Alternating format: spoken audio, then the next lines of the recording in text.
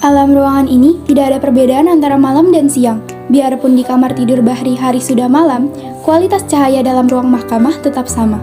Murni datang diantarkan seorang petugas pengadilan. Ia berhenti sebentar untuk memandang wajah suaminya. Nyonya, silakan. Nyonya, ada sedikit pengakuan yang ingin didengarkan oleh majelis hakim yang mulia. Kami mengetahui bahwa dulu Nyonya adalah kekasih dari Kapten Anwar. Tapi orang yang mencintai Nyonya bukan hanya dia. Ada lagi yang lain, yaitu Mayor Bahri. Suami Nyonya yang sekarang juga mencintai Nyonya. Kemudian, Kapten Anwar dijatuhi hukuman mati oleh pengadilan Medan Perang yang diketuai oleh Mayor Bahri. Saya ingin mengajukan beberapa pertanyaan, harap Nyonya jawab dengan jujur dan tunjukkan kepada majelis hakim. Sudah berapa tahun Nyonya menikah dengan saudara Bahri? Lebih dari 30 tahun. Waktu yang cukup panjang untuk mengenali pribadi seseorang.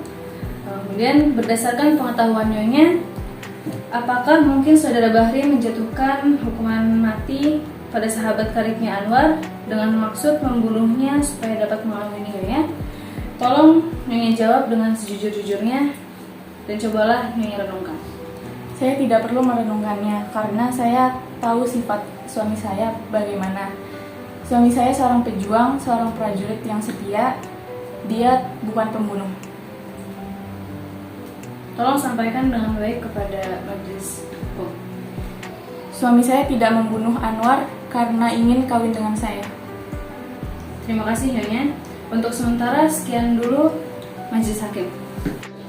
Baik, saudara penuntut umum, giliran Anda. Nyonya Murni, apakah Nyonya seorang yang dapat bisa dipercaya? Yang mulia, di sini saya keberatan dengan ucapan penuntut umum.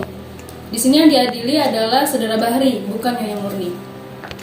Maaf yang mulia, saudara pembela terlalu terburu nafsu. Saya belum selesai bicara. Tolong saudara pembela diam. Teruskan saudara penuntut umum. Setelah saudara meninggal, Nyonya Murni, berapa lama kemudian Nyonya menikah dengan saudara Bahri? Ayolah Nyonya Murni, menurut keterangan yang kami dapatkan, Nyonya sangat mencintai saudara Anwar. Apa betul? Begitu cintanya sampai lamaran saudara Bahri yang pangkatnya lebih tinggi daripada Anwar, Nyonya tolak. Berapa lama kemudian Nyonya menikah dengan saudara Bahri? 2 bulan. Keras sedikit? 2 bulan. 2 bulan. Hebat sekali kesetiaan Nyonya kepada saudara Anwar.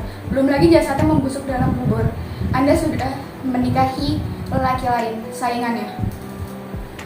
Saya keberatan atas pertanyaan-pertanyaan yang diajukan oleh saudara penuntut umum. Saya tidak memojokkan siapa-siapa. Itu adalah prasangka saudara. Di sini, Saudara-saudara, tolong bicara melalui hakim. Maaf yang mulia. Baik, saudara penuntut umum, teruskan. untuk sementara sekian dulu yang mulia. Baik, saudara pembela, silakan. Nyonya Murni, kata Nyonya menikah 2 bulan setelah kekasih Nyonya meninggal. Nyonya tentu punya alasan. Coba bisa tolong jelaskan? Setelah Anwar meninggal, saya hancur. Dunia serasa kiamat. Saya hampir-hampir sesat. Saya memutuskan untuk bunuh diri, tetapi Tuhan masih melindungi saya. Terima kasih. Oke, baik. Apa masih ada saudara penuntut umum? Ya, yang mulia. Nyonya Murni, apakah selama pernikahan saudara Bahri membahagiakan Anda? Ia berusaha sekuatnya membahagiakan saya dan memang saya bahagia. Nyonya dusta, di sini tidak ada rahasia. Bukan karena percakapan itu percakapan yang rahasia, tetapi mungkin Tuan tidak pernah mengerti bahasa yang kami gunakan. Mungkin Tuan pernah mendengar itu di pasar atau membaca di koran, tetapi setiap kata dibebani dari rasa suka duka yang tumbuh dari kehidupan kemesraan mereka berdua. Kalau begitu tidak masuk akal sekali. Manusia menciptakan pengadilan untuk menetapkan perceraian. Percakapan itu terjadi apabila bahasa itu mati dan digantikan oleh bahasa pasar dan bahasa koran yang dimiliki banyak orang. Nyonya, waktu saudara Bahri melamar Anda dan Anda menolak lamarannya, apa yang dikatakan oleh saudara Bahri? Saya mengerti kekecewaannya, Tetapi apa yang dia ucapkan tidak penting. Penting atau tidak penting adalah urusan majelis hakim. Apa katanya? Saya sudah lupa.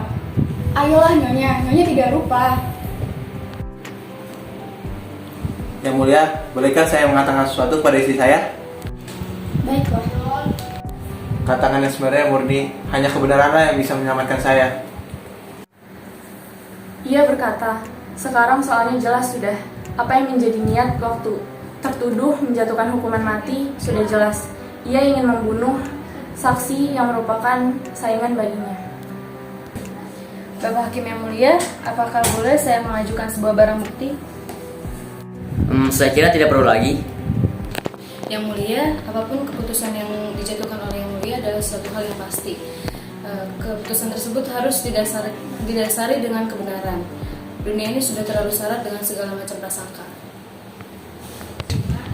Baik, silakan. Surat ini ditulis setelah tertuduh menyatakan lamarannya kepada Nyonya Murni. Kemudian surat ini dikirimkan kepada Nyonya Murni melalui seorang prajurit. Seorang prajurit tersebut terbunuh sehingga surat ini tidak sampai kepada Nyonya Murni. Surat ini ada pada saya dan saya ingin hakim membacakannya. Baik, saya terima. Saya akan membacakan surat yang diberikan oleh pembela. Tulis, Adinda Murni tercinta. Biarpun cinta Kakanda telah Adinda tolak, semoga Adinda masih bersedia membaca surat ini dan mempertimbangkan permohonan Kakanda. Kakanda minta maaf atas ucapan yang Kakanda lontarkan di hadapan Adinda. Kakanda begitu kecewa dan sedih, sehingga Kakanda kehilangan kendali atas diri Kakanda. Lalu Kakanda berkata, kalau begitu tidak ada jalan lain, salah satu di antara kami, saya atau Anwar harus mati.